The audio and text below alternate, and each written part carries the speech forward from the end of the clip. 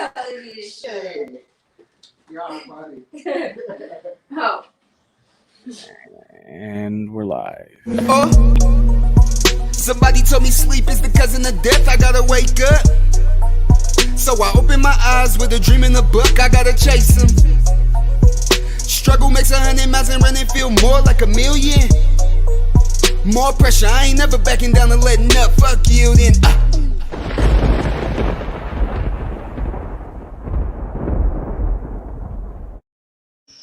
Hey, what's up, everybody? Welcome to Shoot or Shoot podcast with your host Chris, and today we have special guest Brandon Girtz. Brandon, I want to get right into it. What'd you think of the video? I think you might That have was me shooting a basketball. You see that shit? Just you shoot nothing but net, nothing but net. Dual sport threat, bro. Dual sport threat, huh? Threat, bro. Okay, I like that. I like that. Nothing but net. I'm trying to remember the last time you might have shot in a basketball, at least while I was around. Shit. I was playing some water hoops a couple weeks ago. Water hoops. Oh yeah, but, you know, I was dunking.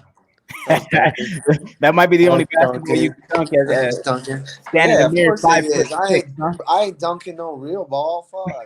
I ain't no Muggsy Bogues. I mean, that would be nice though. Shit.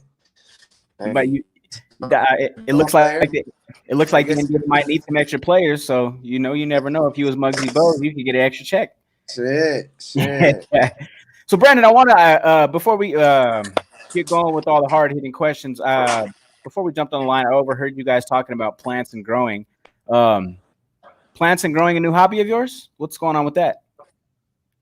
Well, sort of new. I mean, when I bought my house, like shit, this July I'll be here 2 years. Before I moved here, I had 0 plants ever in my life, not one. And then I moved into a house that's got a solarium. She lived here for 58 years. She has plants everywhere growing around. You can't even see the fence in the summer. So I literally just dived right in, and now, man, I'm definitely a plant man. Shit, he asked me a question. He's like, "You look like you know what you're talking about." I'm like, "Damn right." Gardener over here. Call me BG Gardener. What do you got in the garden now? Right now, we just tilled up our garden because you don't want to plant until after Mother's Day is the big saying. So we started some seedlings, but we got like corn, all types of lettuce, carrots, peppers, onions, some herbs, some things like that. That's just a small. Obviously, that's the summer. That's the garden. That's not even honestly, my girl does the garden's hers. She's the gardener. She wants her vegetables her way. So I don't do much with the garden other than watering, but everything else is what I take. All the plants, all the beautiful plants is my area. All types of beautiful plants, and you can do everything with them. So you take credit for the plants, and your girl takes credit for the food. The food. Okay. Yeah. She don't even. That's hers. That's hers. Okay, perfect. Well, let's just get started because, to my knowledge, I know you haven't done any type of interviews since your most recent fight. So let's start right there. Let's get it out the way. Give me a breakdown of the last fight against Miles Jury and your thoughts on the decision. Shit. My thoughts on total is fuck that shit. Seriously, that fight. Did I think I won the fight? I absolutely thought I won the fight, obviously, but it was still just a poor performance on my end. I've never shit. You know me. I don't apologize for the human being I am on a daily basis, which is not, like sometimes needs apologies, but I'm not an apologetic type of person. But after that fight, like I that's close to me or anything like that, I feel like I owed an apology to, because I know I didn't give my all in that fight. I could feel like that little. I was just kind of coasting. I thought I was just coasting for the win. I thought it was just an easy coast, and I don't even know what the hell, got over me. I wasn't focused. That fight. There was. Before it, there was a few things, especially a few little injuries that, I didn't say nothing about and stuff like that might have actually get to me maybe. I don't know. fighting's a crazy thing. It's a mental thing, you know. It's crazy mental, and that's kind of how I describe that fight. I just wasn't mentally, you know, present. In a fight, you gotta be present, you know. So yeah, that's all I gotta say on that one. I fought, and you know, I've had lost, which all hurt. You never tend to lose, especially a person how I am. I think I'm gonna we play paper rock scissors. I fucking actually feel like I'm gonna win. You know, I don't fucking go in and half-hearted if I do any fucking competition, and that's 100% fighting. Like fighting is a big thing to me. You know, it's been what I've been doing my whole life, and it's, you know, it's my sport. It's what I respect. But yeah, that one hurt me, and that one I want back. Like I said, I fought people. I've lost. I don't really care to refight them. It doesn't matter to me, like, to refight and get a loss back. I've never cared. I'll straight up be this. I fight those people again? Fuck yeah! Like, I'll fight them. Let's fucking go, and I'll take that dub. But this one, I actually want that fight fucking back. Like, I want to fight him again because I just cannot believe what transpired. So. You know, my goal in my mental mind right now, I'm like, I'm going to fight another person, another two people. I'm going to go for the kill. I'm going to get the fucking kill. And then hopefully they feed me him up again because, you know, I let some people down with that one. And I will get that back. I will get that. So what do you feel changed in that fight? Like you said, like kind of like you explained, you almost like you weren't there. You just weren't all mentally in. That's definitely something that I, from watching your fights, I've never really heard from you, and we can never really see, and honestly could never really see even in that fight. You know, to me and to a lot of viewers, you know, to a lot of people on social media and whatnot, everybody still does believe that you won the fight, and we still do think that you went out there and you gave it your all. But what exactly can you pinpoint to what was missing? Was it potential injuries coming into the fight? Was it just a mental block? Did you have a tough weight cut? What would you attribute it to? Just like I said, mainly I mentally wasn't there. I wasn't focused.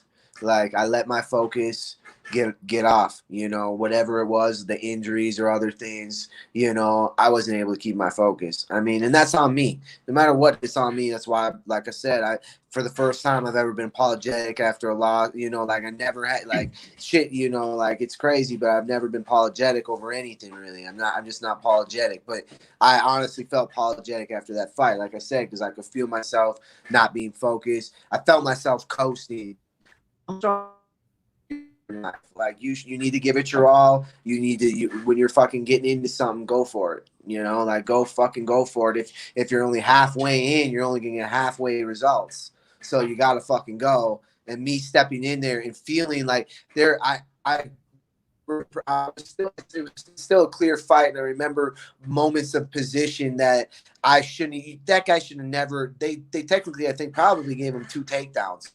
And get there at the end of the round, I was like, these do nothing. You can't do nothing. But I sat there, and there was moments where I was like, just go right there. There's an opening. There's an opening. All you got to do is create the scramble. And it was there. And I didn't fucking do it. And there's no way that guy should ever take me down in any circumstances, anything, any way. He does not have he does not have good takedowns or nothing. You know, I just sat there. I sat against the fence. I let it. I thought to my head, I'm not in any danger. The whole fight, I just never felt danger. So I'm a very, like, aggressive person. And when I feel like I'm getting fucked with or I'm in danger, I turn, like, it's just a different thing inside of me. You know, like, it's just like a wolf with its back against the wall. Like, it's gonna fuck you up, you know, and, like, I never felt danger. The whole time I just thought I was just coasting in front of him. You know, like, I was just coasting, you know, nothing felt like it landed, nothing. Like, I didn't feel nothing. So I was coasting, which you shouldn't fucking coast. And definitely you coast in a fight, you get fucking, you know, you don't get good results. So, again, I'm very, you know, that one hurt. It was one of those things that really fucking pissed me off. Well, I could definitely see that you're getting a little amped up about it, you know, and I didn't mean to really start the interview off like that, but like I said, it's your first interview since then, and, you know, I mean, I'm sure a lot of people are going to want to know, you know, the video is definitely going to circulate after it gets out, you know, and Because you definitely are what a lot of sites say and a lot of people say is you are the warrior in Bellator. You know, a lot of people speak different names when you think of Bellator, but sometimes your name doesn't come up. But most of the times when I see these posts, when I read these vlogs and whatnot, it's Brandon Girtz, Brandon Girtz, Brandon Girtz, Brandon Girtz, because you've proved that time and time again. Oh, So yeah. that leading into that, why mixed martial arts? I know you personally, you know, and I know you have, you know, a tremendous, you know, sight on life, very bright, you know, outside of fighting, you know, it almost doesn't seem like fighting is something that you would actually need to do. But why did you turn to mixed martial arts? It's the most natural thing for me, honestly. Like, it's 100% the most natural thing. I mean, I was fighting on the damn playground, you know, I'm not going to boost anything I was doing when I was a youngster, but I was fighting every fucking second of my life. Not that I had to. I ain't from no fucking bad town, no bad, you know, I didn't have to. It's just what I naturally did in any scenario that I saw fight, you know, anybody said a thing, anybody talked to anybody I even knew, like I would run into that fucking situation because it just fucking excited me. Like, and it not excited me. I've just always felt this, like, this is what you're good at this. My buddy Mike is not. Like, him fucking Mike before he fights me. Like, you ain't getting to my boy. Like, I'm the fucking better fighter here. I know that because, you know, when you're a kid, you wrestle with all your younger buddies and you do shit. And I never fucking lost. It didn't matter who the fuck I was going with. Like, I didn't lose fucking around. Like, people didn't fuck with me because they're like, Brandon's got no chill. Like, you ain't gonna get a position and even be there. Like, I would never give up a fucking thing, you know. So it was just, like I said, natural thing, man. I was in college wrestling. I've been you know, like, being an athlete and doing it is what I'm used to, and fighting what I've done my whole life. You know, like I said, I ain't proud of the jackass that I definitely was at times. You know, like the younger me and the now me would definitely, I bump heads with anybody that's like, but you know, I'd smack that little kid up. You know, but like I said, it was a natural thing to go from wrestling, and then I knew right when wrestling was over in college that fighting was my next thing, that I was gonna practice with some people and I was gonna fight. And, like, it was a national progression, you know. So, like I said, like you said on life, my view on life is you got to do everything pretty natural. If you're living outside, like, if you're doing stuff for other, just like against your grain or doing shit like that, you'll never succeed. Like, you gotta do you. You know, whatever that may be, you gotta be you. Otherwise, you'll never truly live. You know, you'll always be going against yourself. If you're going against yourself, then fuck, you're definitely fucked. You're always fighting. You're always going against. You're going up against yourself. So that was very well put. I mean, I think we need more of you on social media, on Instagram. We need more of these daily quotes, these motivational quote type deals. You know, a lot of people, I'm sure, that can relate to that. And I know you're not too active on your social media, but, you know, put some more of that out there. I would definitely push you to do that, because stuff like that, it not only pushes people to fighting, but stuff like that will continue to push people in life. And whether you may see it or not, something like that could help anybody. It could help the person who has nothing to do with fighting or what have you, you know. So when you speak like that, you speak like that with passion. So I would definitely urge you to get a little more active on your social media, like we've talked about in the past. More out there, again, you know? that lands on that unnatural thing, you know. I'm not like, you gotta pause, like you're in the middle of something and then you gotta like think and like put into it, like you don't, it doesn't just rip off. Like, I ain't just typing on my phone. I'm not you know me with texting and shit. Like, I ain't fast and I don't get back on that shit right away for a reason, because you gotta pause and I gotta write. Like, I don't, you know, I leave my phone away from me. 6 o'clock at night, usually I don't have a phone around me. Like, I never see this sitting in. So it's hard to just pick it up and then write a freaking, you know, something on my mind or something like that. It's tough, but I agree. It's the world, you know, and some, like you said, it comes from people, and, you know, like, You know, I try. I feel like I do a decently good amount for my my you know, the way I am. You know, I feel like I push out a decent amount. You see, and it's not almost just getting on and typing though, like just kind of what we're doing right here. Like if you like go Oh on yeah. a quick story, get on there, and you don't have to take a pause because when you listen to this back, you don't take a pause in anything you say because it's more passion and everything that's coming out. Oh Quick yeah. video, say what you got to say. Good morning, mother. Get up, go like Right. whatever. I do forget. I mean, not that I forget that you can do videos, but I forgot it ain't like I could just fucking. It's not that bad. It's not that hard to stop. But you know, I don't like I said, I don't think of it in the moments when I'm doing shit. You know how I am. Yeah, yeah. My phone ain't by me. Like I don't have it, and fucking I don't. You know, I just don't. I don't think about it. Like it just doesn't fucking hit my. It doesn't. It doesn't hit my mind to post a video. Like I just fucking forget. Of You course. know. So, And but you're a throwback in that manner because it's almost like going to a concert these days. When you go to a concert these days, instead of actually watching the show, you're watching the show through. Most people are watching the show through their phones because they got their phones out, they're recording it, they're not in the moment and actually enjoying it. So there's times when you need to have it out, and there's times when you should record stuff just because that's the world we live in. But also, as you said, at the same time, I want to put it away and just live. I get it, and I get people doing it, and you're right. Like you go to something, I want to be at it that night. I don't need to relive it. I don't need to pull it back up. Like, bro, I'll be honest. I do take most of my pictures are from my dog, so that's about it. Like I think, and I'm like, hey, where's my phone, babe? Like, come on, look, she looks so great, right? He looks so cute. But half the time when I'm at a concert, I'm watching the concert. You know, like, and all the shit on my phone, half the shit I never go back and look at, even if they are like cool or something. Like they're just, I get it.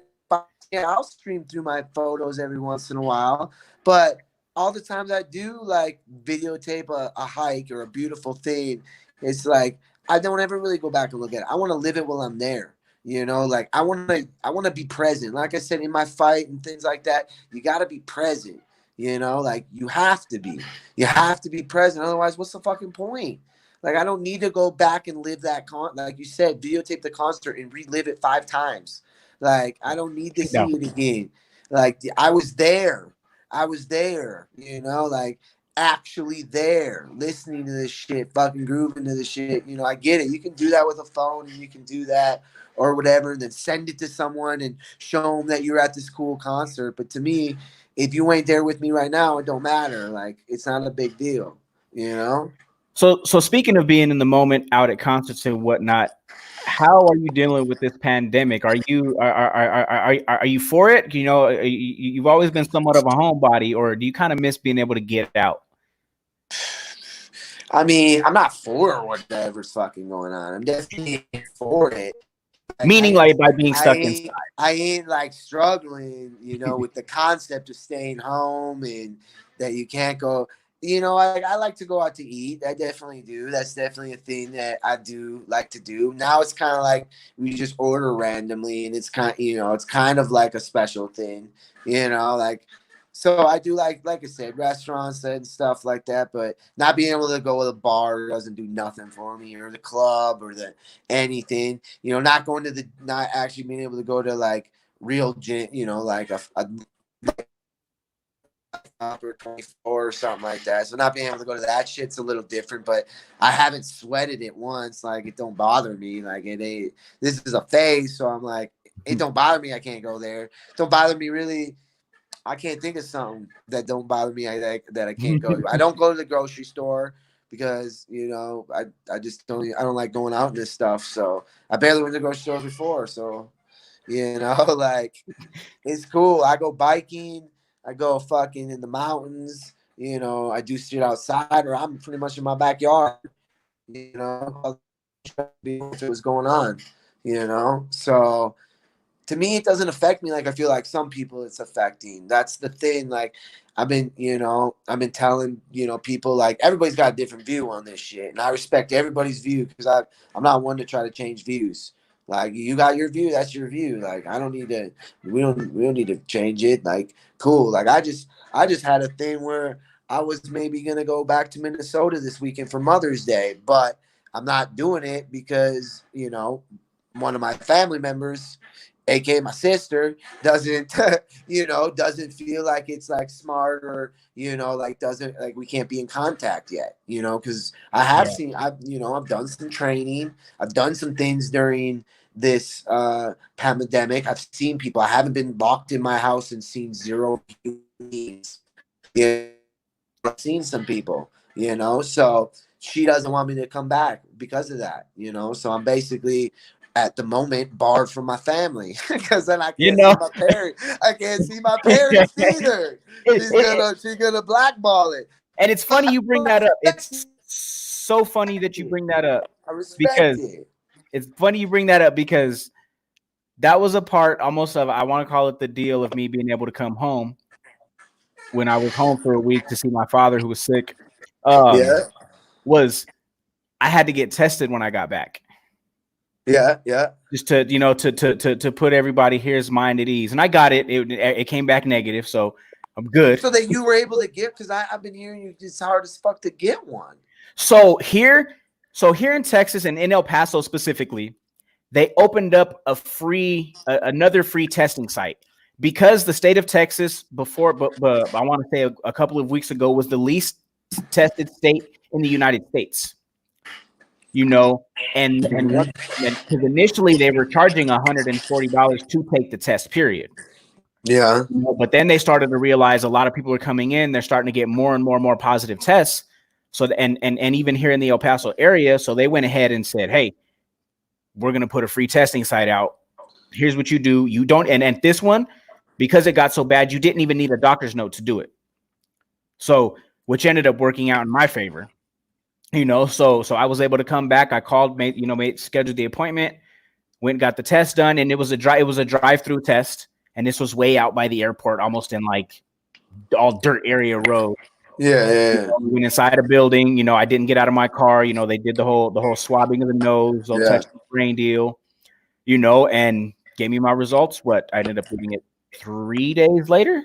3 days later. So in that 3 days, what, did you stay in a hotel, or you're back with your peoples? No, in the States, I was here home. Yeah, so it did change. If you're trying to get them the comfort, like it either comes back one or the other, and now they're like, "Oh, you got it." So this is the thing. This was the thing. Baby girl was at grandma's. Okay, so she wasn't there during that whole 3 days. Correct, and obviously, I wasn't able to go see, the grandparents and whatnot. Yeah, because she's has some underlying health conditions already. Yeah. Wanted to be sure and be safe, and so it really wasn't fine, and it was never the point to where I even felt that I had anything. This was just peace of mind. Peace of mind for everybody else, for my girl, If there was a free one here, I'd hit that. I feel like everybody would. Like, I don't know why they don't just send them. Like, why is it so hard? Like, I have no idea. I read or listening or doing nothing, so I don't fucking actually know. Yeah. Be like why they're not like I get little pieces. I talk to some people. I get some little information, But I kind of cancel myself out in scenarios. Like, I don't watch news. I never have, and I live. I live in my world, so I don't listen to everything going on. But I hear my friends or people say, and I just find it crazy. Like, I don't get why, if you got a free testing facility, why not throw that everywhere and just get everyone fucking tested? Like, why doesn't everybody get a chance to get tested? Like, I agree. Test each human fucking being or something like that. Why isn't that an option? I don't know. I mean, I don't know. I don't get that, because if you're telling me you just got a free test, I'd go get a free test. Like, why not? And I'm sure, and a matter of fact, I know for a fact that there are free drive-up facilities in Denver.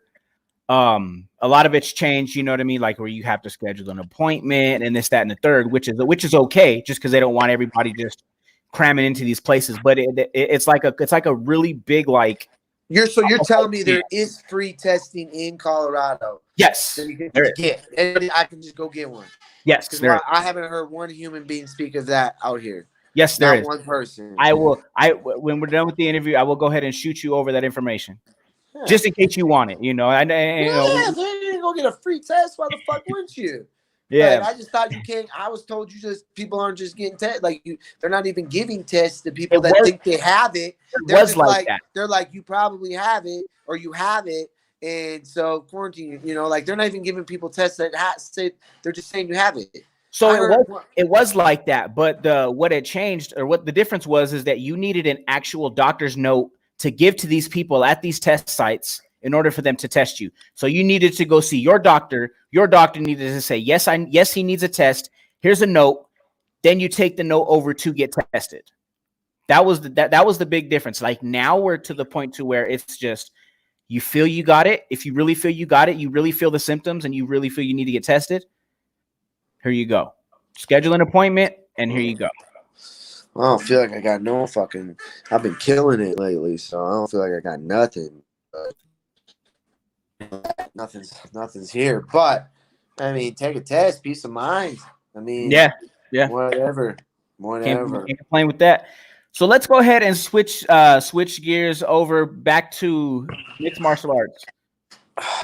Nowadays, who's your favorite fighter? Who do you watch the most? Who do you care to watch the most? Who's my favorite fighter?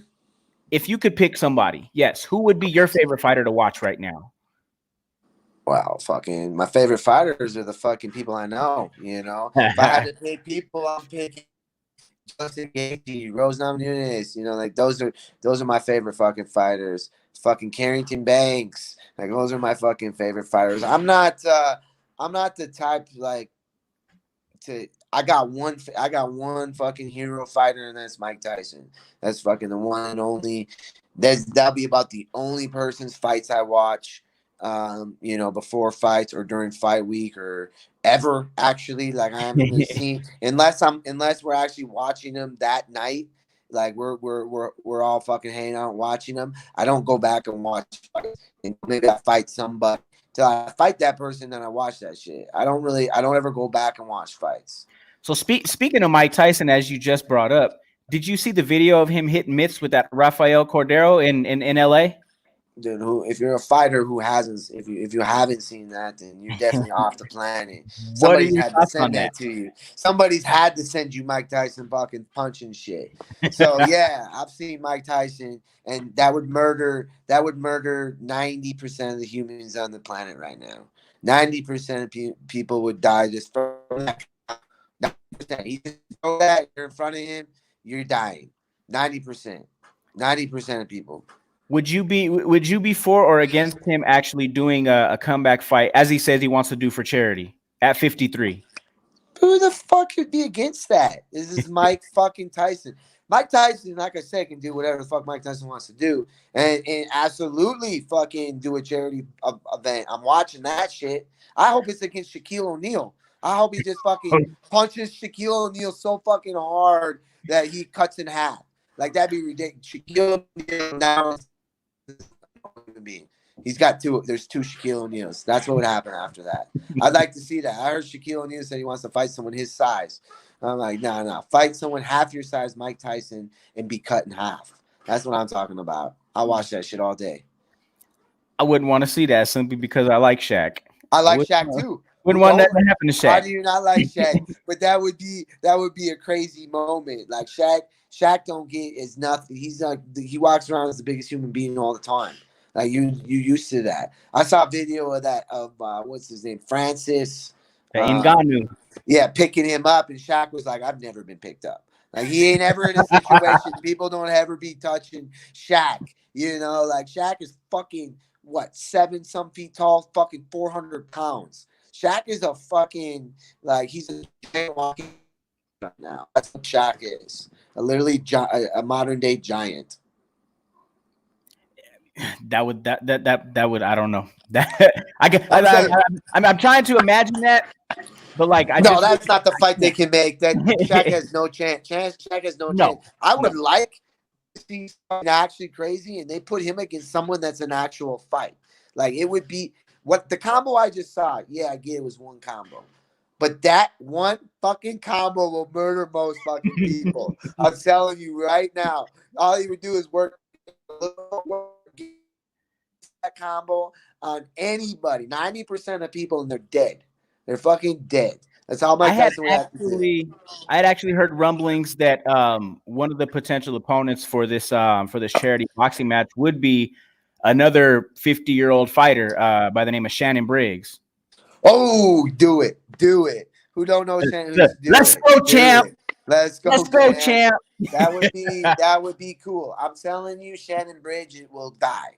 He's gonna get knocked out, and I fucking hope it. And Shannon Briggs is a fucking monster himself. That guy at 50 whatever is a fucking monster too. He's fucking up most people and too. But this is fucking Mike Tyson. This is a goddamn living legend in our fucking time right now. He is the living legend in our fucking time right now.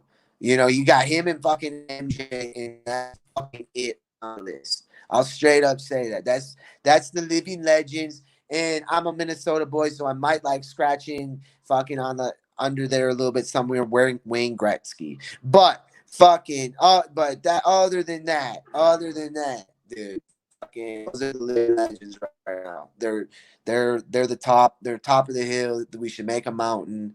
That should be the fucking mountain. That's the fucking Mount Legends.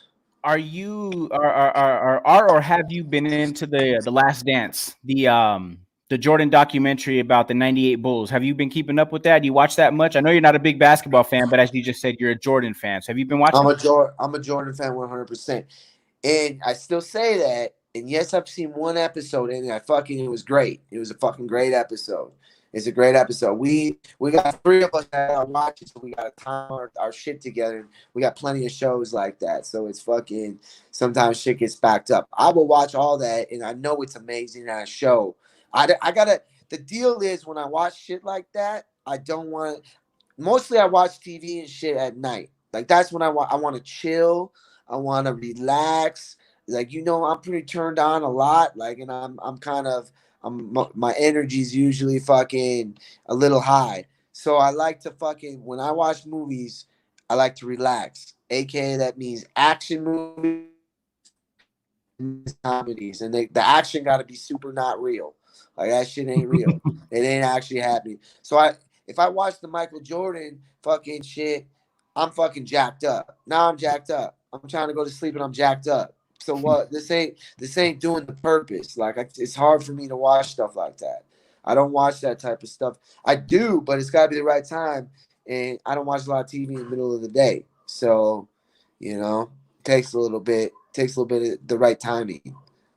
Speaking of being jacked up, how jacked up are you for the fights this weekend? UFC 249. How can I be, man? I'm fucking jacked up. I'm nervous. I'm fucking excited. I'm fucking proud. I'm fucking everything. Gaethje's the fucking man, dude. And like that's the thing. I respect the shit out of Gaethje. I love the shit out of him.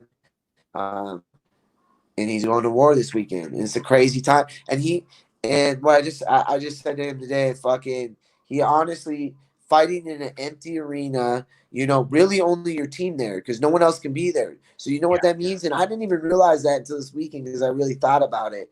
I'm like, that means no family, no fucking friends that you're used to. Your family's always there. A.K.A. Gaethje's family's always there.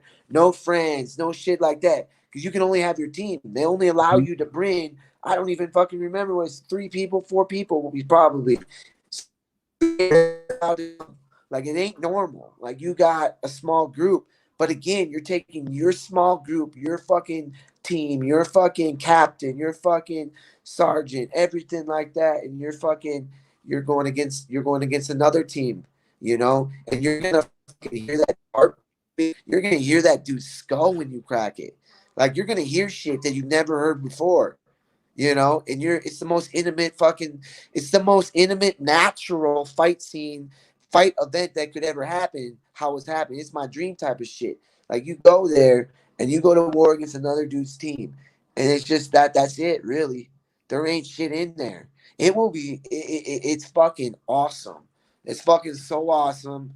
I'm excited for him. Like I said, the most intimate, natural fight scene you could possibly fucking do. It's amazing. Bellator calls you with an offer like that to fight in an empty arena. Is that something you're going to take? Obviously, absolutely. Absolutely. You know, I think it will be amazing. I love the fans. It's cool. The noise, the amp, the what. I'm not someone that needs to get amped up though. Don't get it to like I'm not opposite. It's not that I need to be brought down, but I'm fucking ready to fight. Like that's just that's my energy. Fight weeks to me, like people's when I'm at fight week, I like to start zoning in, aka getting a little fucking preparing to fucking go to war, preparing to kill somebody is what starts to go through my head. Like I'm gonna fucking murder this person. Like this guy's trying to murder me, and I fucking put that process all week. I love fight week. My energy, my fucking usually my feelings are just fucking intense. I'm red. Fucking an assassin could come down and try to kill me at any moment. I'm prepared, you know, and I love it. I love it, and I think it will be even more intense this week because there'll be a lot less people there. There won't be all these people in the hotel. It won't fighters, and they're 3 people. And you ain't going to dinner with fucking a shit ton of people. You're going to dinner with just the war fucking crew, just the war crew. It's there's a little different feeling to that. I've been in there a little bit, you know, like with some of these things, and it just there's a little more intensified on it. It's fucking great. Because you got all the energy. That's it. All energy's on you. There ain't no other energy going. There ain't someone saying any fucking thing. There ain't anything going on. It's exciting. I'm excited for him. You know, I think it's gonna be. So let's go ahead and get to some predictions for that card. Then, obviously, we'll start with the main event. Clearly, I know who you're going to say, but give me a prediction. How do you see the fight going, and what would be the final? What's going to be the final outcome? He's gonna knock him out. And the reason, you know, is not just he's gonna knock him out because he's my boy. The reason is Gaethje fucking his hard as anybody else in 155 division. That's 100%. Fucking Tony gets fucking hit. That's 100 fucking percent. He's gonna go to fucking sleep. He's gonna go to sleep. If it's the first, second, or third is what I believe. Who knows which fucking one? But he's gonna get put to sleep. It's gonna be an amazing fight though. It's exciting. Tony Ferguson's a fucking man, and he's on a fucking 12th. I think he's one of the scariest people in the division too. I honestly believe he's one of the scariest guys. I do, which is a small, funny, weird thing. I think him cutting weight last week or 3 weeks ago is gonna affect him. I don't think that's smart. He's 55. He's a big dude, you know. So I don't know what he cuts from or what it is. I don't know him personally, so I'm sure he can do that. And he's just he's a mental warrior at any moment. So mentally, that did nothing to him. He still believes it. But do I believe heart is not a body constantly? I do believe that. I am a strong believer in that, and I, you know. That's how I feel. That'll affect him. That won't be the reason, but it'll be Gaethje's hands and kicks that fucking do the deal. But I don't feel like that was smart, and I kind of showed me something there. So moving on to the co-main event with the bantamweight title bout with Henry Cejudo and Dominick Cruz. Dominick Cruz coming off of what is it? I want to say a 4-year layoff from injury, and he comes right into a title fight. It don't matter. And most people talk about ring rust. Some people say there's no ring rust, and there's both. There is fucking ring rust, and some people are they don't get ring rust because of their style.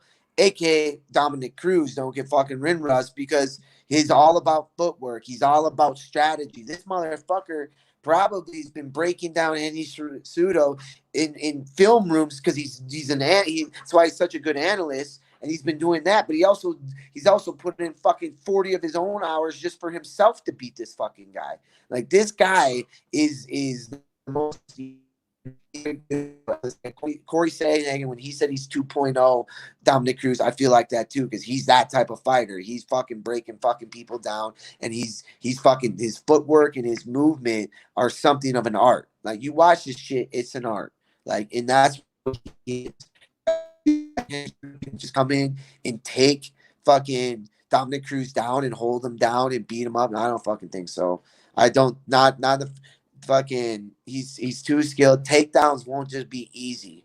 They won't just be there. His footwork is meant to keep out, and he don't stop. I don't care. I don't even know how old he is now. It doesn't matter. He's not that old that he's still not going to have that footwork and speed. And he don't stop. That's the fucking thing. That will kill a guy like fucking Henry Cejudo. It will. It'll kill a small, short, which AK at the end of the fucking day, Henry Cejudo is a small, short fucking wrestler, which I'm not against because I'm the exact same fucking thing. So I'm not fucking talking shit about him. I think he's the man. I ain't talking shit about him because he's exactly the same. He's fucking a strong, great. He's an Olympic wrestler. I get it. He is. But I think it's that movement, man. I think it's that movement. It's going to be surprising. It's going to be surprising. So I'm putting no money on it, even though I did put money on it. And I ain't going to say who I'm taking. But that's a fucking fight. Okay. That's a fucking. So moving on to the heavyweight bout with Francis Ngannou and Rosenstruck. He's knocking him out, Francis. I mean, come on, freak of nature. And yeah, any heavyweight can get it. They're fucking men. You already know how I feel about these giants of the world. Like, heavyweights are just a different human. And that guy's a different human than he's even got a notch of physicality over all other heavyweights and ridiculousness. He's up there with one of the most ridiculous fighters in the UFC right now. As of freak nature, fucking those hands, man. He's crisp with them. He can murder anybody with those things. He can knock on anybody with those things, and he's gonna knock this dude out. Okay, and we'll finish the main card, and we'll go through just maybe one or two of the prelims. Now, a gentleman who I think is your twin, Jeremy Stephens versus Calvin Kattar as a featherweight bout. I know, Jeremy fucking Stephens. And I've heard that from you. I've heard and someone thought I was him in the most random place. The beard and the hair and the fucking size, yeah, whatever. I get it. But fuck. That's a tough one. But I haven't seen the best Jeremy Stephens lately, and who knows if he's still got that killer, or if what was that? Who did he fight? That Yar? Was it Yar? Yair Rodriguez. Yeah, I kind of think that shit took a chip off of the first fight. Whatever happened, I don't really know. And then the second fight, he lost, but there was a lot of shit talking there. And I think like Jeremy Stevenson's an animal type person like me. And I'm not saying you lose that or anything, but that guy took a chip of him, I feel like. It just kind of feels, it seemed like that. So I'm going to go with the other dude. The other dude is fucking technically sound. I've seen him fight. He's one of those dudes that are technically sound, and that's tough for Jeremy Stevenson, brawler type. I get it. I'm a brawler type too. Fucking sound people are pretty tough fucking people to crack. Just straight up, I'm not saying that's the one that win. You can always, Jeremy Stevenson can knock anybody out. So this dude he can knock him out at any fucking time. But this dude he's fighting is pretty fucking good. He's pretty fucking good. So I think he's gonna take an L here, which I don't even like saying because I do like the dude, even though he was in the corner of the dude I just fought, which I actually don't like. So it was really mixed feelings there because I fucking wanted to not like everybody, but I couldn't. And it's funny you say that because I was waiting for you to finish. I was just going to bring that up. And the most ironic thing about Jeremy Stephens being in the corner of Miles Jury as he was he was standing in the corner and he walked out with his T-shirt off. So he was walking around like you walk around in your backyard, which I thought that was super disrespectful. Definitely not a fan of Jeremy Stephens anymore after that. Just for the simple fact. What was it? Jeremy Stephens walked down to the cage with Miles Jury and was, how your coaches and stuff will stand over the cage while you're being introduced. He had his shirt off. He was walking around with just some shorts on. So he was cornering with no T-shirt on. I just thought it just seemed like disrespectful to me. Didn't like it. Disrespectful to me? Like it just seemed I just felt that. It was disrespectful, period, to even do that. It's a little weird. I don't think I've ever seen it. It's a little wild now. Maybe it was hot. I don't fucking know. I don't know. It's a little weird. I don't think I've ever seen it. I don't think I've ever seen that. But I don't know. Greg Hardy versus Yorgan De Castro. Again, two heavyweights. Again, anything can happen, but they're setting Hardy up to win. We already know how this works. So, Hardy. I'm gonna have to disagree with you on that one. Why is this guy a wrestler? No, De Castro is. I'm not sure if you've seen his last 2 fights, but he's had some of the probably the best knockouts at heavyweight outside of Francis Ngannou that I've seen in quite a while. In the UFC knockouts? In the UFC, yes. Yeah, I don't know who this person is, so I just figure it's a squash match. I know they've been stepping this competition up. I still feel like they want him to thrive. Maybe they don't want him to with all those shit behind it. Who fucking knows? I really don't know much about that fight. I'm still gonna pick Hardy, and we can fucking bet on it. And we can bet on it. I'll take that. We can bet on it because I'll still take Hardy on the fight because I do think the guy. I ain't a straight up hater on him too. He's a physical freak. That guy, I'm a football. Was a monster, and you can see the physical ability that he had. Yeah, he's a head case, fucking straight up. I mean, there's a lot of head case, especially in fighting, but fucking in sports in general, there's a lot of fucking head cases. It drives people. It drives athletes. Like people, but that's aside. That dude was a freak. Let me just put it there. I watched him as a Dallas Cowboy. You watch him manhandle some fucking other massive human beings, and you're like, damn. I fucking wanted him on the Vikings. After he had his first suspension, who knows? But I'll take him. We can have him over here in the Vikings. So it's again, I got him winning. Okay. We'll figure that out. Now, this fight is intriguing to me, and I'll give you a quick backstory on this one, simply because this was the first UFC event that I ever been to, and both my brother and I were brought out by this gentleman. We helped him in camp. Ironically, this was a lot when I was actually boxing and doing more stuff myself.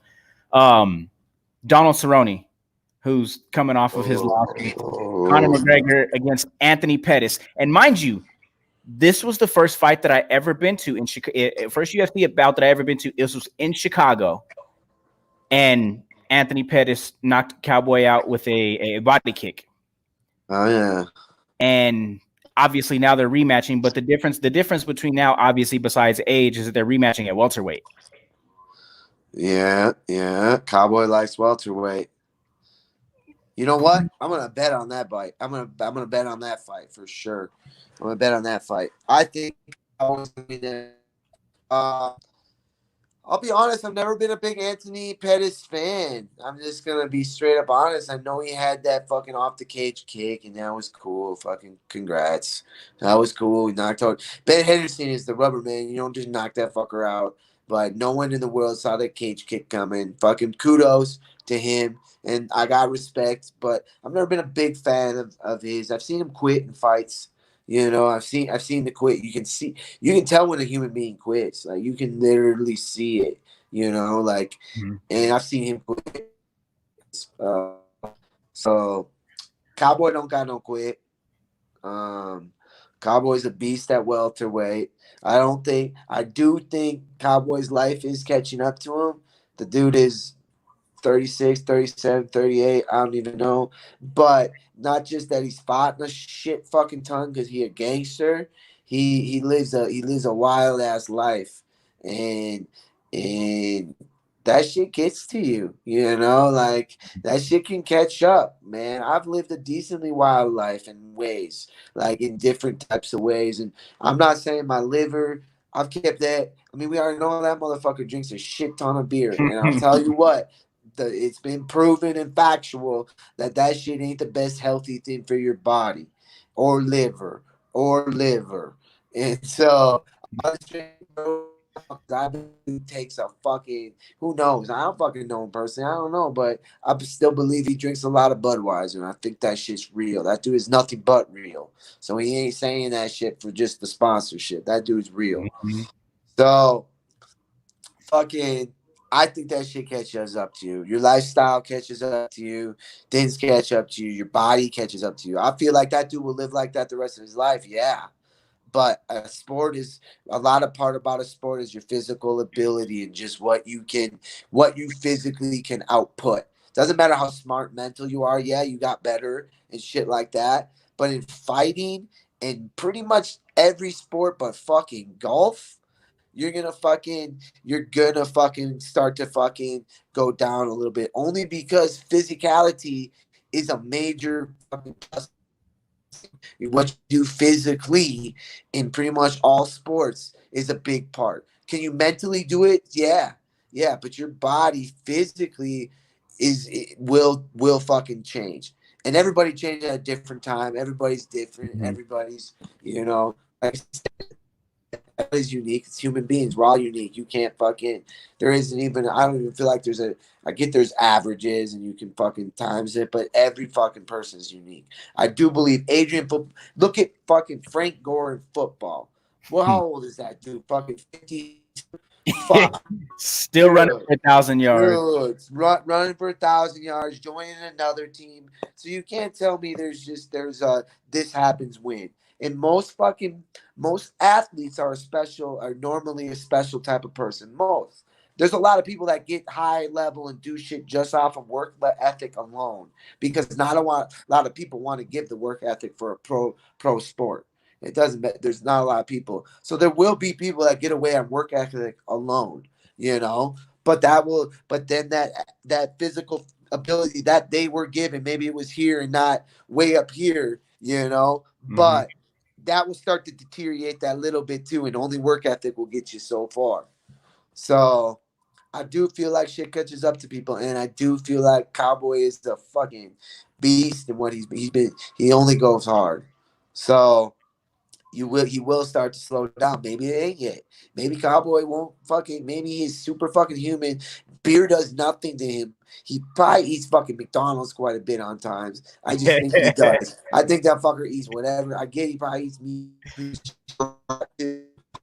Meat, but that motherfucker, I just feel like don't give a shit what he's been. That you can see by his physique, it's called skinny muscle. Like he just it don't matter what he does. Like he will always be ripped like that. Like I've known people like that. They eat McDonald's every fucking day, and then they fucking look like they should be a physique model.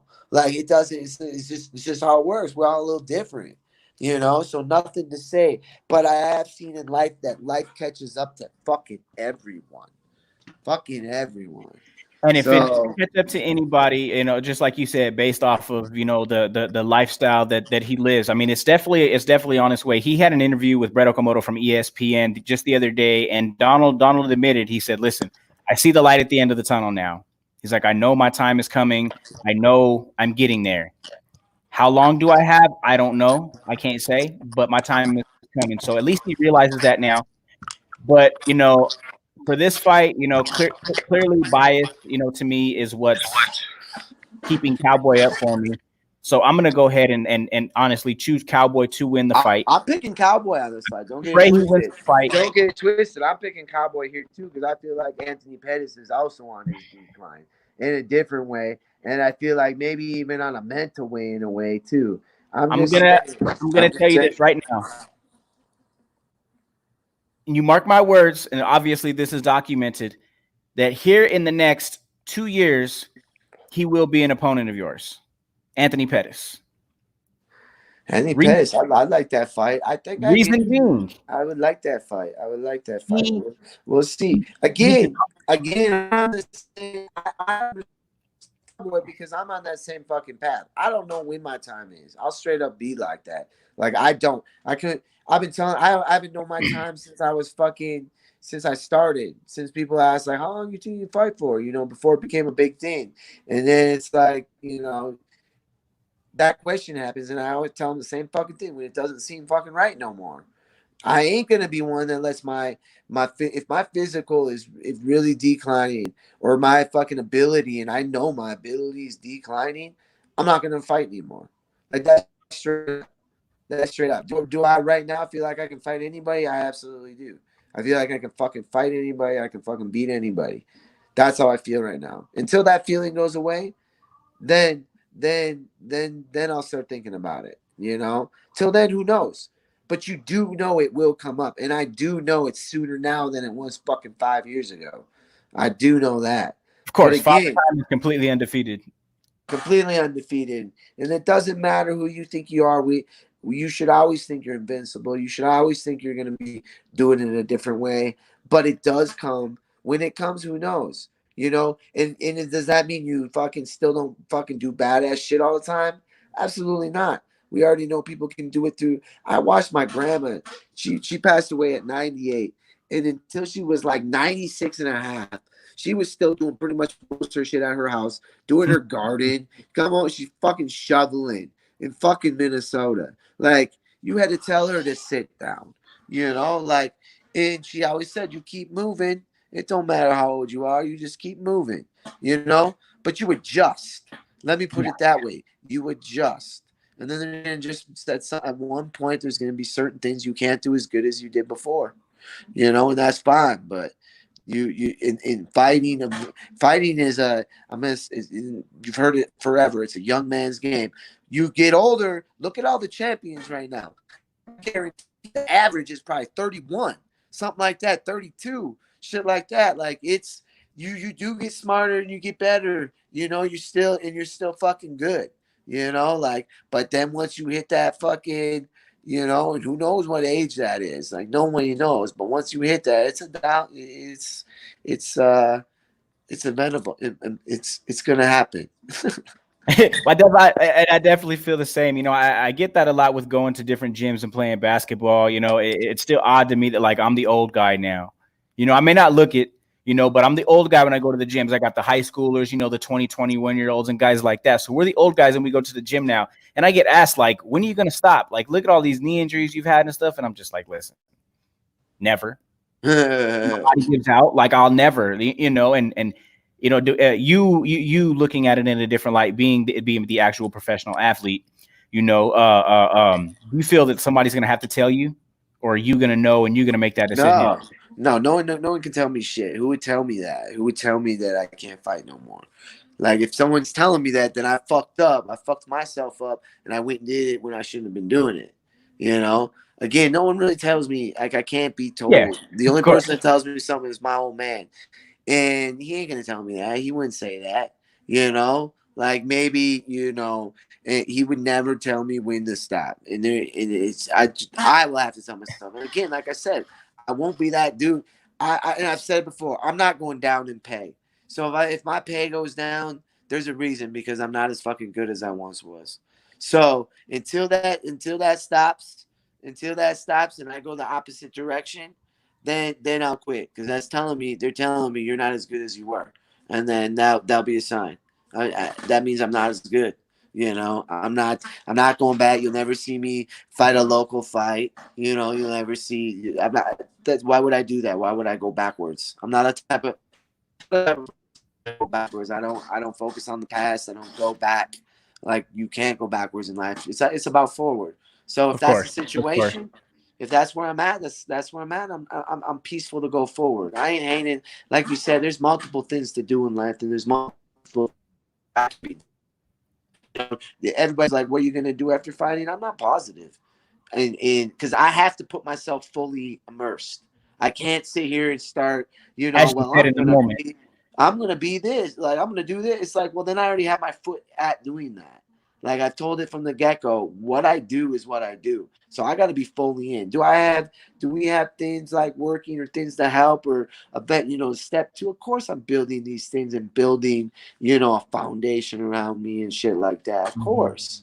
But that doesn't mean I know what I'm going to do after this. Like, what my fucking occupation is, you know, like what right now is, you've been with me and you see, and people ask, like, what do you know, I barely ever tell anybody I'm a fighter or say anything like that, or like try to bring up that I fight or say anything about it. Like, it's not, you know, I'm a fighter in life, you know, like, I'm fighting all the time, but like, that's just what I'm doing right now.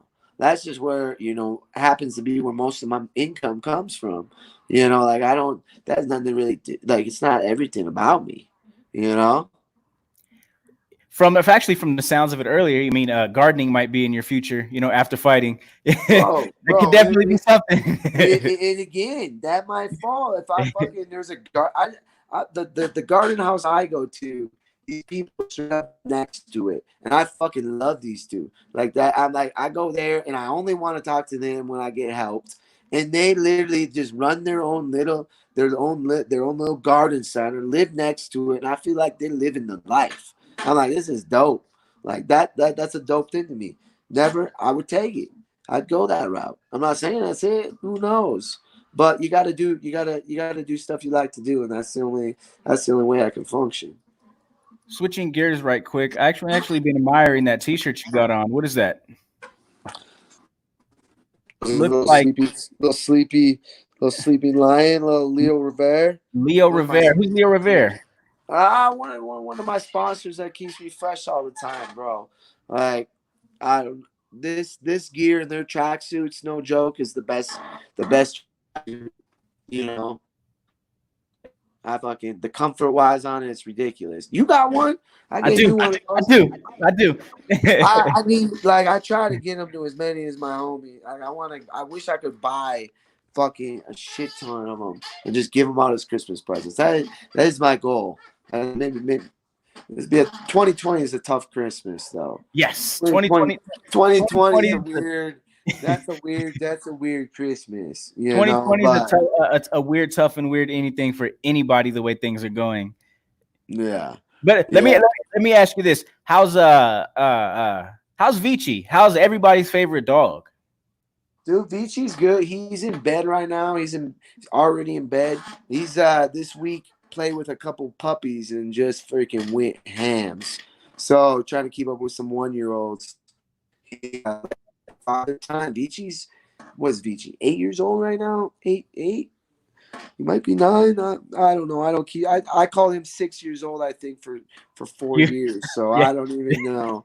Like, again, try not to track that, but he's he's good, bro. He's in bed right now. He's been trying to get me to go to bed like 2 hours ago. I'm like, bro, I ain't going to bed yet. You know. So he's good though. Vici. He'll probably be slow to get here, but he'll be here. Take his time. Vici's everybody's favorite dog, you know. And from what there he is, the Bellator mascot. There he is. Come here. Come on. Oh, there you are. There he is. There's Vici. Yeah, there's everybody's favorite dog. I don't even get how this camera works half the time. There it is. So let me actually go ahead and get what is Vici has an Instagram now, correct? Oh yeah, it's Vici official. I think you have to put like a 1 or something in there. I don't know exactly. Let me double check that way I can post this out so people can see it. Yes, I know where you're going with this. It's you don't even get me started on it, man. Don't even get me started. I did propose. I don't know who it was. It might have been my manager. It might have been my girl. But I proposed that I stopped doing my Instagram and then I just do Vici's. And then so I just post Vici dog like pictures. And then, but that's my Instagram, so I don't do any other post types. I don't do any other posts. Just Vici. So, and just so everybody can see right there, there's Vici's Instagram. It's Vici, VICII.official. Vici.official. So everybody make sure you go follow Vici. He is the coolest dog you might ever meet and a lifelong companion of Brandon. Oh yeah, that's my spirit. He's my spirit animal, my homie. We're very connected. So lastly, let's go ahead and get into probably one of your favorite things to do, at least to me personally, from knowing you, and your favorite things to talk about, and one of your biggest interests outside of Vici and running his Instagram. Yeah, running. Football. Yeah. Huge Minnesota Vikings fan you are. What did you think of the draft, the way the draft was ran, and what did you think about the Vikings draft, how they did? Well, let's be straight up here. Please. I'll say how I feel, but I'm just gonna throw out there right now. Vikings, they're saying, and most analysts saying Vikings had the best draft of the year. I'm just you as a Broncos fan, but I'm still a realist. Rest of the world as whatever their teams are. They did say the Vikings had the number one fucking draft. I'm just saying what the world is saying. But I think they had a pretty good draft. I do, and I was happy about their first picks. I was a little frustrated that they kept fucking trading backwards and getting 9 million later round picks when there was some sick players sitting on the board. You know that I would have liked to see as a Viking. Some tall ass wide receivers. Like we still need a.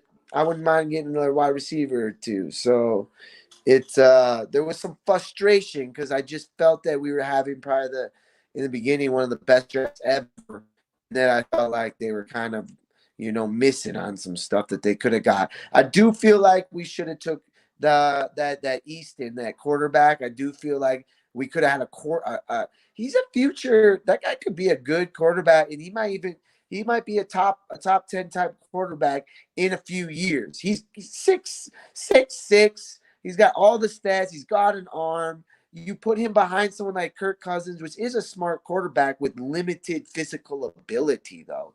That's why I do not freaking like him. But again, whatever. Don't get me started there. But again, Kirk Cousins is smart. He's a pretty smart quarterback, and he could have taught that dude. He could have brought that guy up, and we could have had him in a freaking 4th round. That blows my mind that we didn't do something like that, because I do feel like we need a quarterback and just groom one for a couple of years. I feel like not that I hate, but that's how you used to bring quarterback up.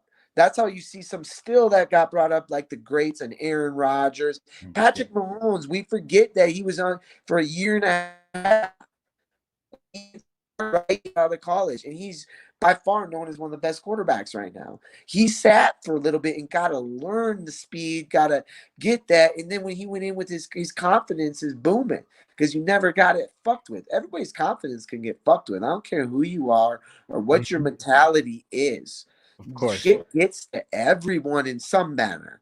It does. Some people can block it out for longer. Some people can come back from it, do different things, but it chips at you. I don't give a fuck who you are. Shit can chip at you. And when you throw a rookie in, especially on a shitty team, and just gets beat up every day, he gets sick of that. Some people pick themselves up and pisses them off. But there's some people, and even great people, get chipped. They get their shit chipped away with that. It happens. So I think a team got a great deal there if they let him sit and develop behind. And there's a couple other quarterbacks with that too. That Jake Fromm, they were put down small. We all remember Drew Brees, fucking 6'2". That guy. If that. Put him behind 2 years, like I'm saying, another smart quarterback. There were some things out there that could some quarterbacks. I just feel like they need to come back to that, and teams don't need to. They, like I said, they usually get them and they need to start them right away, because that's how it works. Most of the shitty teams we are in the top of the draft for a freaking reason. Their quarterbacks suck. So we all know that's an important position. But let's not wait last minute all the time and fucking wait. And I get most people don't want to wait, and you don't want to. You pay a man in the 1st round, top picks, that much money. You want him to start. 1st rounds are supposed to start. That's just how football is. You want him to start. So that's the nature of the beast. But I feel like when you're in a position, and I feel like Vikings were in a great position to get a quarterback of the future, because Kirk Cousins in 2 years will be fucking worse. And he will. That guy is not, I don't think, getting any better. And you know how I feel on Kirk Cousins. I just think someone like that would be it would be a smart thing. So I was annoyed about that, but overall they did good. That might have been my position. That there was this Claypool wide receiver I wanted because he's just a freak, and there's a couple, but other than that, I'm happy. The NFL is exciting. I had some, like I didn't have homies over, but I did, but I didn't because quarantine. So let's say I did, but I didn't. But like that, don't watch the fucking draft that much. But like it kind of shows you the shape of some teams and where they're at and what they're, what the new face and shit of them are gonna be. It's kind of I think a pretty big important part of a draft or of the season. It's the start of the season.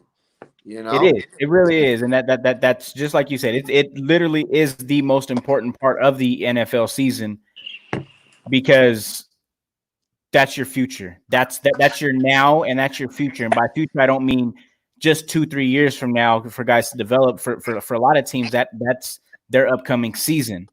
You know, and you got guys out there like the Bengals who took Joe Burrow. Unfortunately, the Ty Tuivala or whatever his name was that went to the Dolphins. He's going to be the one that's going to have to get sat a year due to injury. But it's guys like that who are looking to fix their franchises right now. that's a You good know, look. Again, you got this magic there still. Like just do. You guys aren't in a position to win right now. So let that guy. The Dolphins traded off 2 of their fucking best players to get first round picks because they know they're building. I respect that. They're like, fuck trying to play catch up right now. Let's fucking build. So I respect that. I respect that move by the Dolphins. They're gonna still suck for a second. You know, you got Fitzmagic doing some crazy shit.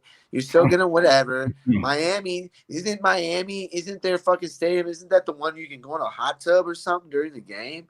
Like, is that a whole other thing I'm thinking? Is that Tampa? yeah. I think you're thinking of baseball. I think that might be the baseball stadium out there. Yeah, it's the Miami Marlins.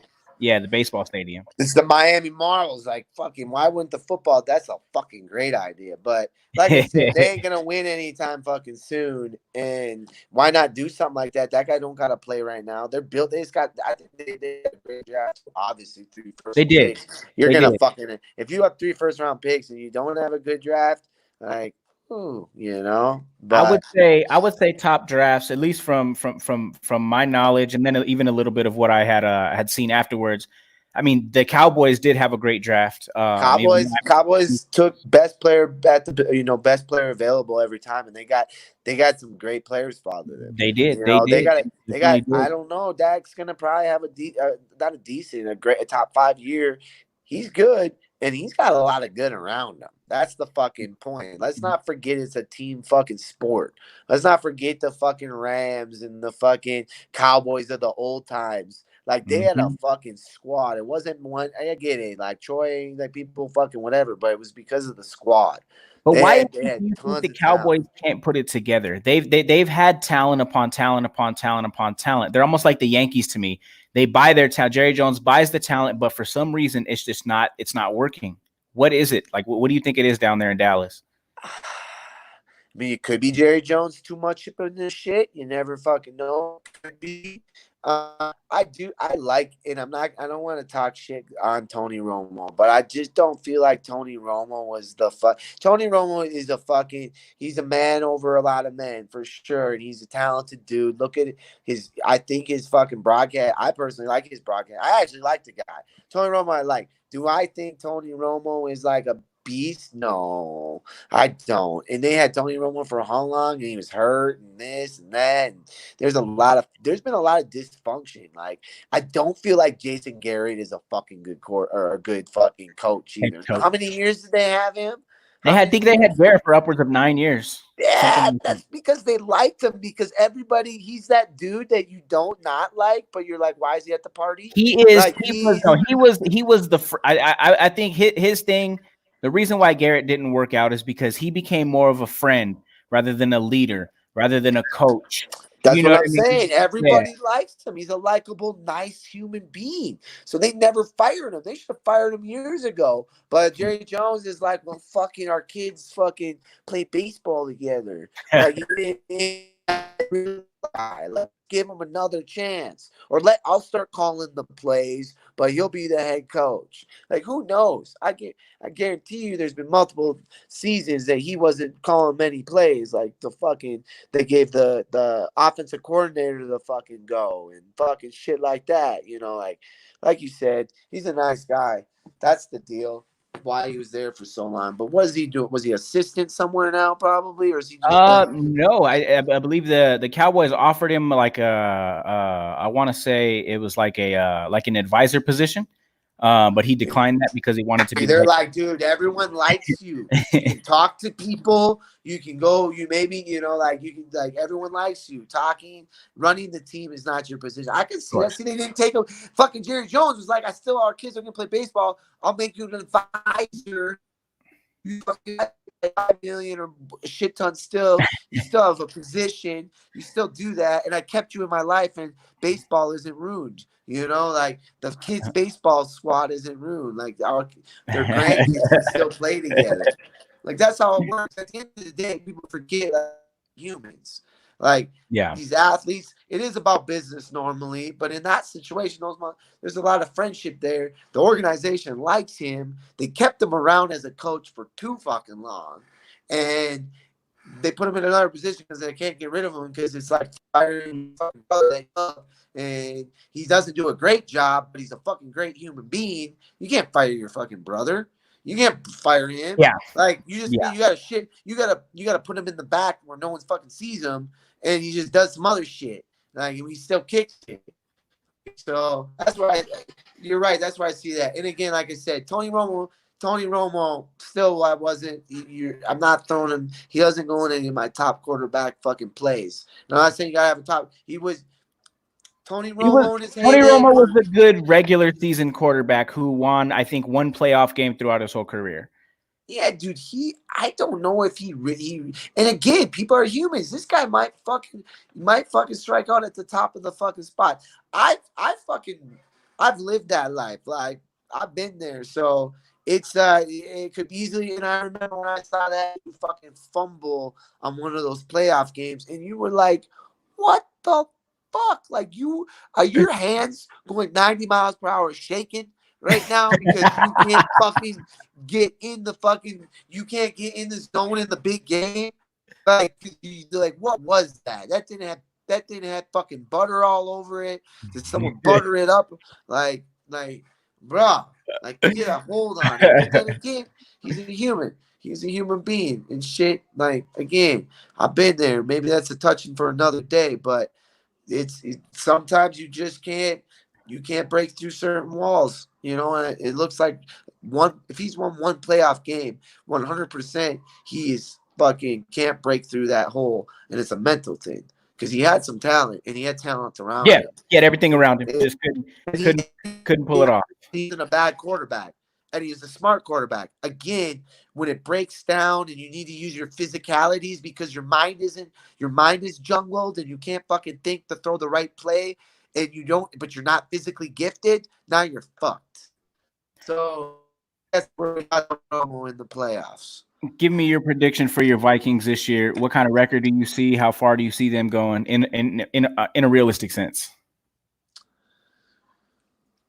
Realistically, they're getting 10 to 11 wins. Realistically, they're getting 10 to 11 wins, and I think we're still pretty stocked. We haven't lost much. I think we had did we have a 10 and 6 season last year? Was it 10 and 6? I think we were. So I think we might be able to improve on that one thing. It's gonna be a big what our new wide receiver does, and I feel like Jefferson's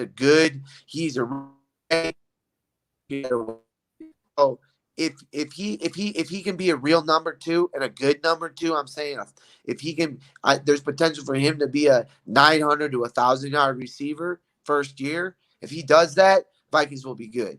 If he doesn't pick up receiver, duties, and he's not good, and he's another Lamar Treadwell or fucking most of the fucking wide receivers we've drafted other than, well, I can't say that because Diggs and Thielen been the shit. We drafted them, but drafted high up, all the wide receivers we don't do well. They just haven't. When we drafted in the first round, Cordell Patterson, he was drafted early. Again, not lived up to the hype. Again, a very usable dude, kick returner, fucking electric player, and I feel like we kind of just didn't use him right when we had him. But that's like first round pick wide receiver, and that tells you because you're not throwing him up in the books. So that tells you that's been one of our best first round draft picks. A wide receiver, that is. We've killed it everywhere, other positions. But wide receiver, we have not made it. We've not made good picks. You know, he was my number 4 in the draft, like for wide receivers, because this wide receiver class was fucking stacked with fucking talent in a way. Now, are they all gonna work out? Absolutely not. Out of those top 4 that I just we might see 3, we might see 2. We're definitely gonna see a couple because they're really good. But you never know what can happen. You never know. If he clicks with a quarterback or he doesn't. Don't talent gets you places, and there can be talented people on a team, and they don't click with the receiver. They don't click. It's just fucking how it is. Usually, talent's gonna click because the quarterback wants to fucking get into the talent, and they're gonna click. But sometimes, just for some reason, some people don't click. No, and you're absolutely right about that. And we've seen a case of that this past season with Baker Mayfield and Odell Beckham Jr. Just didn't click. You know, I mean, that's right there at the highest, and I'm not just saying the highest level because it's the NFL. No, I'm saying the highest talent fucking type of level. Because I ain't against Baker Mayfield. We haven't seen much from the motherfucker got talent. That's a fucking guarantee. He got fucking talent, and we all know Odell Beckham has fucking massive fucking talent. That motherfucker's been getting thrown to by Eli limp arm Manny for fucking his whole fucking life. And I don't care. I'm not a big Eli Manning fan. I know not a lot of people are. Guys got 2 Super Bowls. Respect. There's respect. I'm talking shit, so it's a little unrespectful. But I don't like him as a quarterback. I would never like. He would be last on. He would be the last on my dodgeball team. That's just what it does. Just how it goes down. Again, some people don't click. And I don't know him personally. I ain't against the man. He's probably the night. He's a man, and he's probably a great human being. But as a quarterback, and that was Odell's fucking quarterback, and you saw the shit he would do. We've seen a lot of crazy catches out of Odell because fucking Eli couldn't fucking put him in good spots. And fucking Odell would go up and grab him like the monster that he is. And to see that he was the second best wide receiver on his team last year, I don't think I would ever see that in my life until he was 43, you know? So that just tells you that's 2 people not clicking. And I hope that during quarantine, they've had some fucking enchiladas together and that they fucking bonded and gave him one of his watches, you know, something. Like, as a fan of Odell's, you know, and even a little bit Baker Mayfield, I think I like him. I like his style. I think he's a fucking cool dude. I think he gets at it in life. So I like him. But like I said, I hope they've been hooking up and doing something, or they're dating each other's sisters or something, because they got to figure it out. Because otherwise, that's some wasted shit, and they better trade Odell, and I hope he goes to the Vikings. Yeah, I mean, I would hope Odell would go to the Broncos, but, you know. Exactly. Everybody, again, and that's why I said right there, that talent and not being able to produce is a fucking shame. And that shouldn't be happening. And that means 2 people weren't clicking. And that just shows you, again, it's not just like, oh, talent here, talent will work. It's not fucking works. These are athletes are still fucking human beings. They're not robots. They're not machines. They're not going to always produce to their ability that they should. You know, I'm not saying a robot does that. Throw water on it and it'll fucking break. So fuck robots. But not doing athletes are robots, bro. So sometimes fucking players don't click, you know, and that's exactly what happened there. That's at the highest level. I'll put Odell. He's a top 5. He could be the best wide receiver right now. He could be top 5.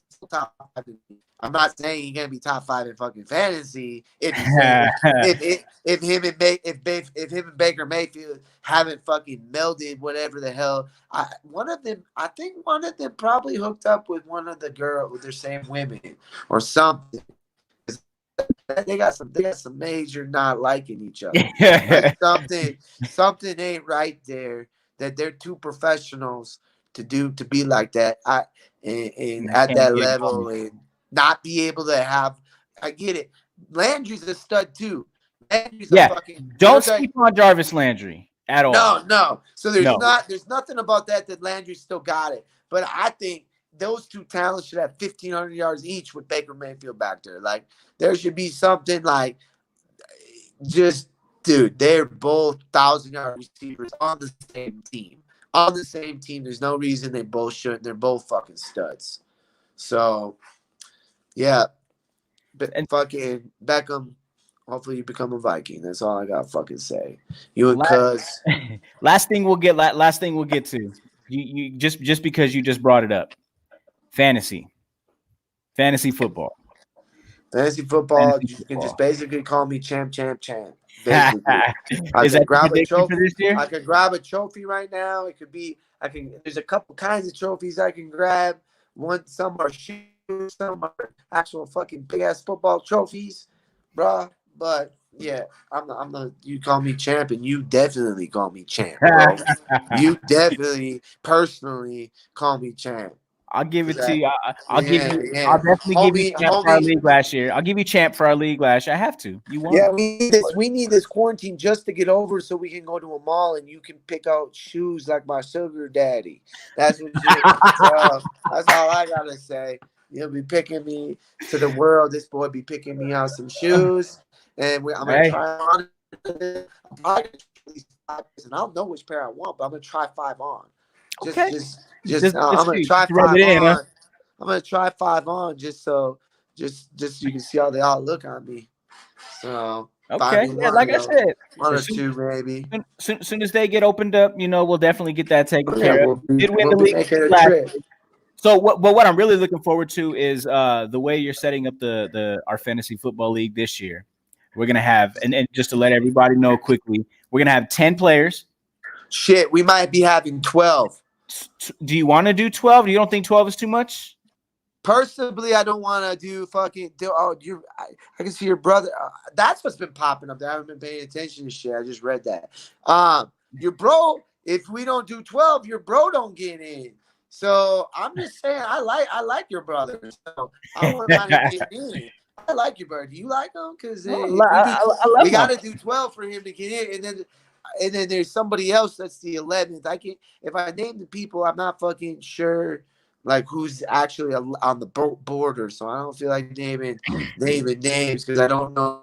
It's 10 or 2 people don't get in that want to be in. That's all I gotta say. And your brother's one of them because he was last. So the way we're doing this is either 10 or 12, depends on obviously who's in, who's not, and whatnot. And Isaiah, if you want to go ahead and chime in, let us know if you're going to be in, bro. We'll go ahead and put it up right now. He wants in. He already said. He did. He did when we were at the house, but he's tuning in right now. And yeah, if you notice, when people comment or have questions, I'll put them up on the board. That way, and you can see them. So you'll see them pop up when I put them up. But that's what that was. But anyhow, what we're doing is that we're going to have either 10 or 12 participants, and it's going to be a winner-take-all fantasy football league. The winner of the league has to be bought 1 pair of shoes by every other person in the league. So one person is either leaving with 11 pairs of shoes or 9 pairs of shoes. Now, yes, sir, you're talking to him right now. What are you talking about? We already talking to him right now. Talking to him. We're gonna find out. I mean, we got some newbies coming in this year. Top number 1. That's all that matters. Number 1. That's all that matters. You're already looking at it. And it's gonna be fun. It's gonna be fun. It is gonna be fun. It's definitely gonna be fun. Just to put it out there, I did play 4 leagues last year. I did win 3 out of fucking 4. So do the math. Like I'm obviously good at fucking fantasy football. Let's just be honest. I could have one of those fucking, what do they call them, like Instagram tags of fantasy master. I think that'd probably be fantasy master number 1 maybe behind it. I don't know. But I do like fantasy football. I do like playing fantasy football. It's great. So, can't wait for this year. That adds on to the football. Again, football is my favorite sport. Represent. I love football. It's definitely my favorite sport over if you fighting again, fighting's fighting to me. I love fighting again. That's the most natural fucking thing in the world. 100%. Everybody's fought in some fucking manner in their life. So my favorite sport to watch is 100% football. It's that day. It's a fun day, and fantasy football just adds a little intensity to it all. So, but soon, bro, we'll talk about some fantasy. I won't throw out too many tips yet because I know you be taking them and everybody else that we know. So I can't be talking too much no fantasy tips. Not until the seasons. Not until the season don't even work. I can't even do fantasy things.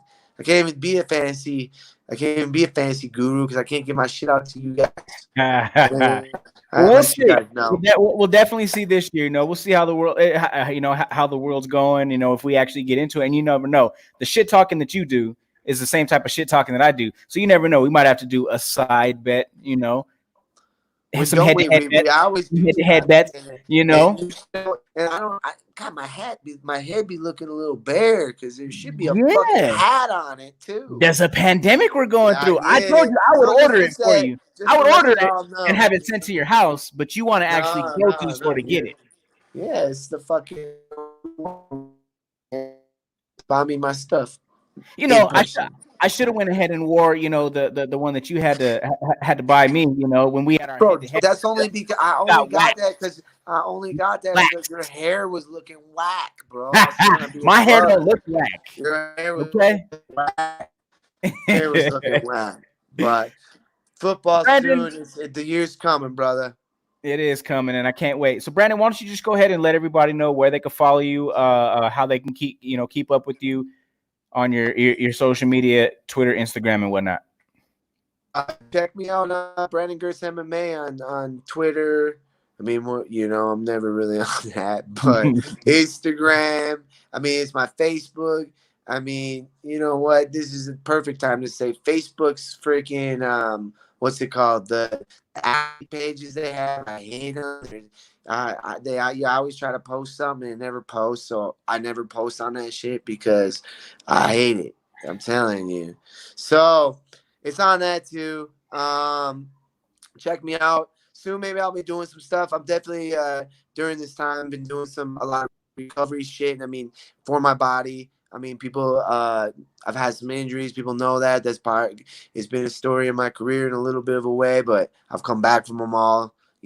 So we're me and my PT man, Mike Keating, with some stuff to help some people out with some shit. Because I definitely I've come back from a lot of things, to be able to do stuff at a high level.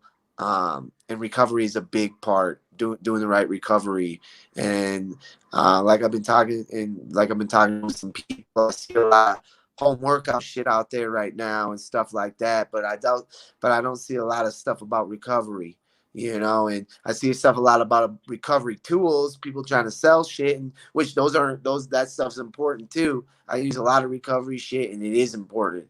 But I don't see a lot of recovery exercises and people putting shit out like that, which is, I know, important to some people. If I haven't got, like I said, my boy Mike Keating, and be able to go to him all the time to get these workouts and these like I said, routines and stuff to strengthen body, do what I'm doing, So I want to get that out there to some people because literally yesterday, I had a homie tell me he's not being able to do push-ups right now because of his shoulder.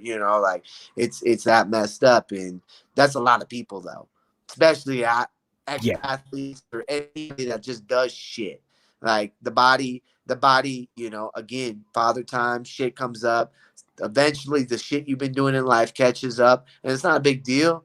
You just adjust, but there's things you can do to help it. Yeah, you definitely got to take care of your temple. That's for sure. I got something you might want to respond to right quick. If you want to go ahead and look on the screen. Bro, I would say you can get it tonight, but I already said I would watch something. So when I get off this, I can't. But you can get it tomorrow. You're gonna get it tomorrow. And I'll let you win. So I gotta say, Madden, I I'm gonna get that. That was nothing. That was like 8 years ago. When we were all right. On that note, Brandon, I want to thank you very, very much for your time, man. Again, shout out to who was the sponsor, Leo Revere. Some of the best athletic wear out there you can get. You make sure you want to visit them at leorevere.com. Follow them on their Instagram and their social media pages.